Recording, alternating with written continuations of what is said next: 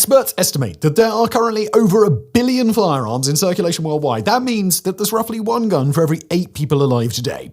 Quite a significant number, really. But which guns contribute to this billion, you're likely wondering? Well, hold that thought, folks, because today's video will answer that very question. So let's dive straight in, shall we? The AK.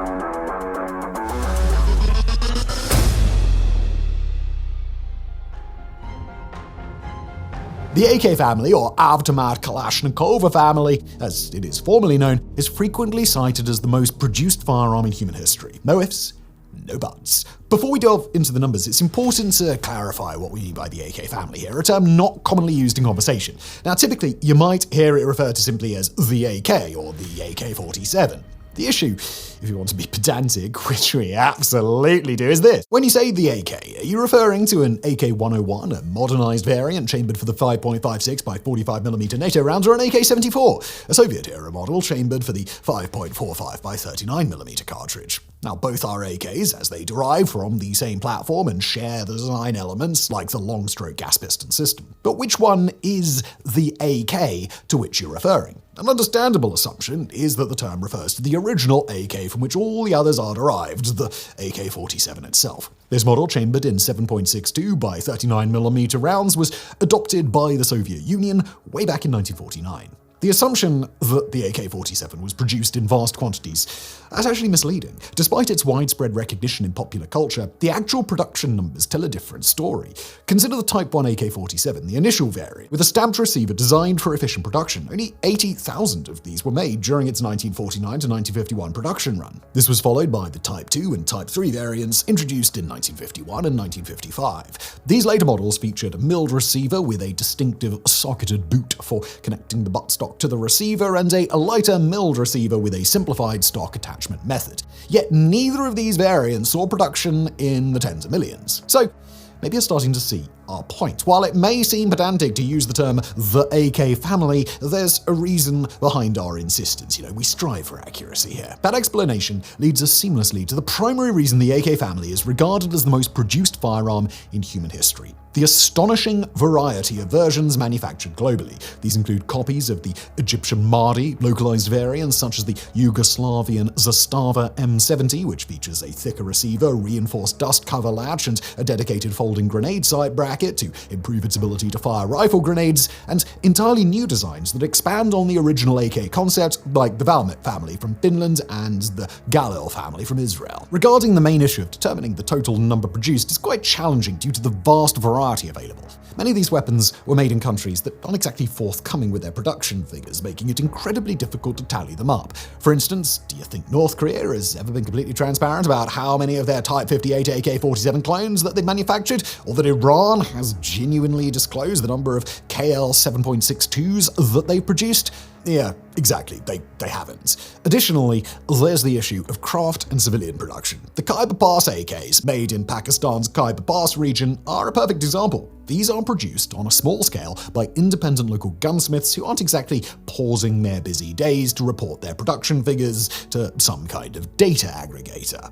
We simply do not know the exact number of AK family firearms produced, and we likely never will. However, many dedicated experts have made earnest attempts to estimate that figure. One notable expert is arms analyst Nick Jensen-Jones, who serves as both the Director of Armament Research Services and the editor of Armax, the Journal of Contemporary Arms. In his paper, Global Development and Production of Self-Loading Service Rifles, 1896 to the present, he addresses the issue, stating, quoting here, "At least 76 million AK-type rifles, including variants, copies, and derivatives, have been produced to date, according to research conducted by Armament Research Services for the Small Arms Survey." This estimate, which is likely conservative, aligns with several other sources, including Walter, estimated 70 million, Kalashnikov and Jolly, 60 to 80 million, Rotman, 75 million, and the primary Russian Federation small arms manufacturer Kalashnikov concern's own estimate of more than 70 million Kalashnikovs.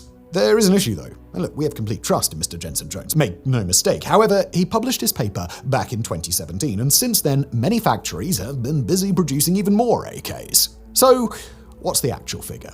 Well, you often encounter 100 million being mentioned, but not only is this figure usually given without citation, it's also a number that's been circulated since at least 2002, 15 years before the paper we referenced was published. So we're taking that figure with a grain of salt. We couldn't find a single scholarly source offering a more current figure, and that's not ideal. However, we don't want to leave you without any contemporary figure to consider, even if it's just a provisional one. Let's turn back to our evidence-based paper, because it happens to state this, quoting, "Russian sources generally agree that global production of AK-type rifles remains stable at approximately 1 million units per year. According to a major producer of the Kalashnikov rifle in the Russian Federation, the country accounts for only 10 to 12% of these annually produced AK-type rifles, with the remainder being unlicensed copies." Using this estimate, and acknowledging its likely accuracy, we can conclude that around 85 million firearms in the AK family have been produced to date. And this leads us to an intriguing conclusion for this chapter. Remember when we mentioned at the beginning that the AK family is often cited as the most produced firearm in history? Well, it might not be.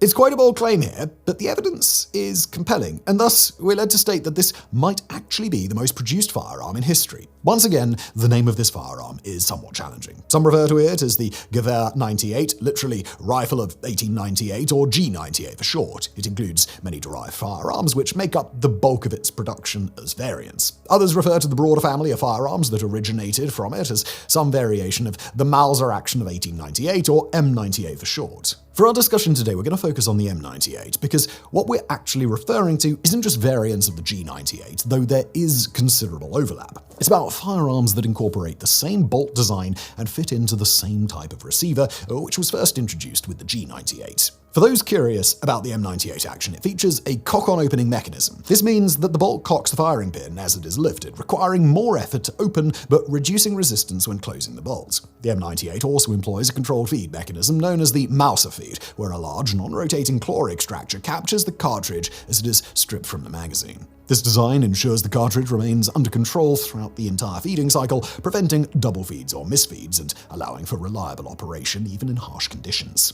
The bolt locks securely with dual front-locking lugs positioned near the chamber for strength, along with an additional rear safety lug as a backup in case of failure. The bolt's 3-position safety is located on the rear of the bolt shroud, allowing the shooter to choose between fire at the 9 o'clock position, safe with bolt operation at the 12 o'clock position, and safe with bolt locked at the 3 o'clock position. Okay, so now that we understand what we're discussing, how many of these venerable old rifles have been produced? Well, to put it in perspective, historian Robert Ball, in his 2011 edition of Mauser Military Rifles of the World, states, quote, "German historical figures on bolt-action rifle production were destroyed or lost. However, one German estimate puts the figure at approximately 102 million rifles produced." Annoyingly, he didn't cite this quote, and with Mr. Ball tragically no longer with us, we have no way of discovering the information he accessed when making this claim. We also can't find the claim repeated anywhere else unless it cites back to this book. Now, normally, we'd dismiss the claim, but the book is highly regarded and considered an authoritative tome on the subject. It maintains a notably high standard of research, which inclines us to give Mr. Ball the benefit of the doubt here, albeit with the significant caveat that the figure ultimately remains unsubstantiated. Moreover, if we examine the production figures for G98 variants, for which we have concrete numbers, we can see that the German estimate Mr. Ball referenced is certainly within the realm of possibility. Take the G98, which includes the K98A, K98B, and the K98AZ, shortened carbine variants. According to Dieter Storz's 2006 books, Gewehr and Karabiner 98, the firearms of the German Imperial Army from 1898 to 1918, the Imperial German Army had 2,273,080 of these rifles in stock at the outbreak of World War I. They would go on to produce at least another 7 million by the time the war ended in 1918. And then there's the G98's World War II era descendant, the K98K. While exact production figures are not precisely known, the commonly cited number is 14.6 million, representing just the production during Nazi Germany's period. Even the United States contributed millions to the total, with the M1903 Springfield. Although it looks somewhat different and features a few mechanical distinctions, such as a 2-piece firing pin compared to the single piece on a true M98, firearms historians generally classify it as an M98 variant. This is due to its fundamental mechanical similarities.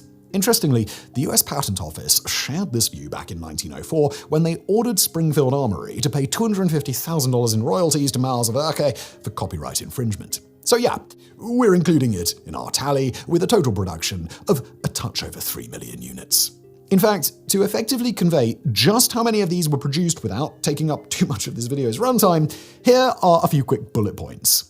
The Czechoslovak VZ-24 saw a production of at least 1.6 million units before and during the Nazi occupation. The Chinese Type 24 Chiang Kai-shek reached around 600,000 units in production. The Argentine Mauser Model 1909 had roughly 285,000 units produced. The Yugoslav M48 saw the manufacture of approximately 238,000 units. With so many smaller produced M98 variants, listing more isn't feasible today. However, even that small sample shows how significantly the numbers add up. Several 100,000 here, a few 100,000 there, and occasionally over 1 million.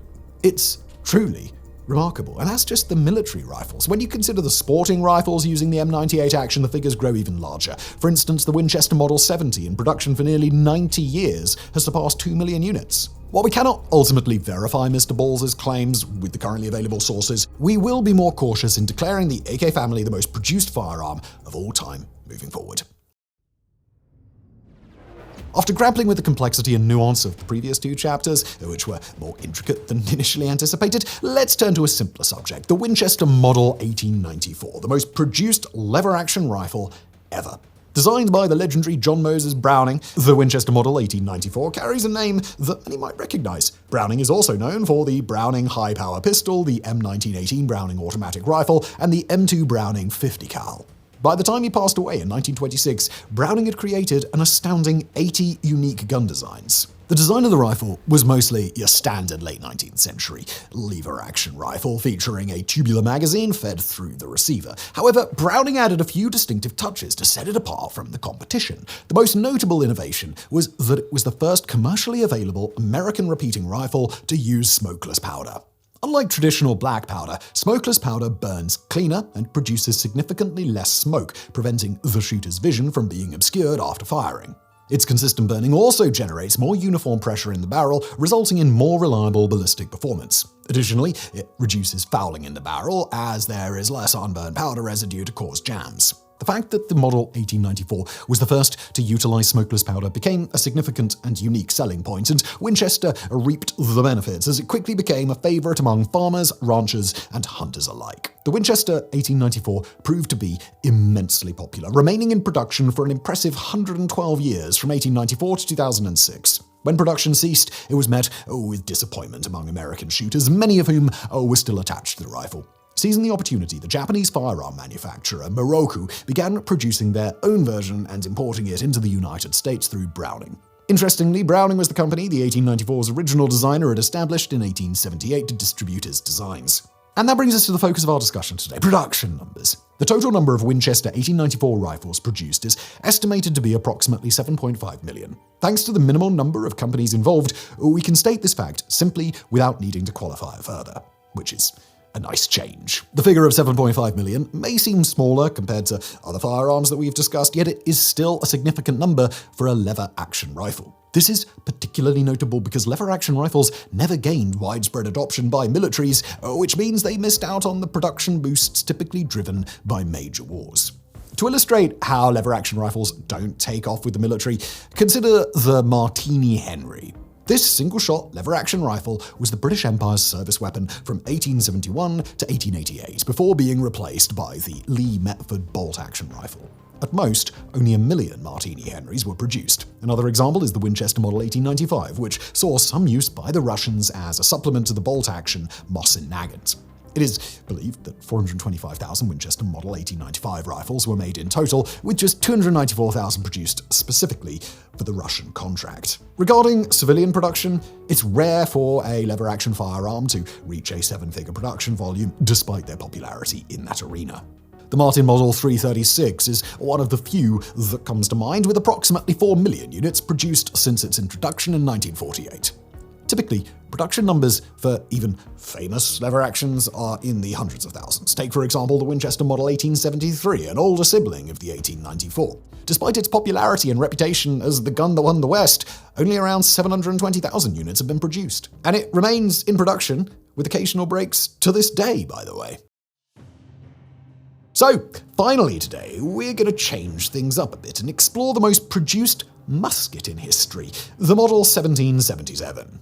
The French service weapon of 1777 was in use for 63 years until 1840. While that may seem lengthy, for a musket, it's actually not. Technology progressed much more slowly then, allowing firearm designs to remain relevant for extended periods. Consider the British Brown Bess, for instance. It was in service from 1722 until 1867, although it was the primary British weapon only until the 1830s. In those years, about 4 million units were produced over a span of 145 years. This is precisely what makes the 1777 musket so intriguing. Despite its relatively short production period, an estimated 7 million units were manufactured, indicating a high output rate from the arsenals. Or so we would say if that figure of 7 million were verifiable. And brace yourself, it's another complicated story. Having seen that figure everywhere during our research, we perhaps naively assumed that this chapter would be straightforward. We thought we could easily trace that figure back to a scholarly or at least a trustworthy source, leading to happy days and smooth sailing. Alas, that's not what happened. We scoured every ebook repository that we could think of, and we got nothing. We turned to Google Scholar for pertinent papers, and got nothing. We even searched JSTOR, again, getting nothing. In a last-ditch effort, we checked Amazon eBooks, hoping to find an enthusiast written work with some nuggets of wisdom we could mine. Yet we found nothing. Not a single trace. So, we are left to speculate. And here's what we came up with. The estimate of 7 million muskets is plausible when we consider France's geopolitical situation at the time. After introducing the Model 1777, France was involved in several large-scale conflicts, including the American Revolutionary War, the French Revolutionary Wars, and the Napoleonic Wars. These conflicts required the rapid production of muskets to arm the massive armies raised during this period. The scope of Napoleon's campaigns alone, sometimes involving over 500,000 soldiers, would have created an unprecedented demand for firearms. In addition to supplying French troops, muskets were exported or provided to Allied forces, such as the American colonies during their revolution. It's also important to consider the organization of French arms production. State-controlled factories like those in Charleville, Saint-Ouen, and Mausers were capable of substantial output. Along with private contractors, these facilities could likely maintain high levels of musket production throughout the Model 1777 service life. However, there is also reason to speculate that the 7 million figure might be exaggerated. For instance, the logistical and industrial capacity of 18th century and early 19th century France, while impressive for its time, still faced limitations, as it was only the proto-industrial revolution. Production methods were not yet mechanized, as they would be decades later, requiring skilled labor at every stage. So, could 7 million muskets realistically have been produced during this period, even over 63 years of service? And well, perhaps not. Moreover, attrition might play a role. Muskets were subject to wear, damage, and loss, especially during large-scale wars. It is plausible, therefore, that a significant portion of the 7 million figure includes replacements for muskets that were no longer serviceable or those that were repaired and returned to the arsenal. This could inflate the total number without necessarily reflecting the quantity of muskets in active use or produced at any given time. And I mean, we understand your concern here. I mean, why write this chapter if we have no idea where the figure originates? And the answer is straightforward. The figure is still prominently displayed on Wikipedia and cited in countless articles across the internet. We've just believed that it's important for you to approach it with a healthy dose of skepticism. Thank you for watching.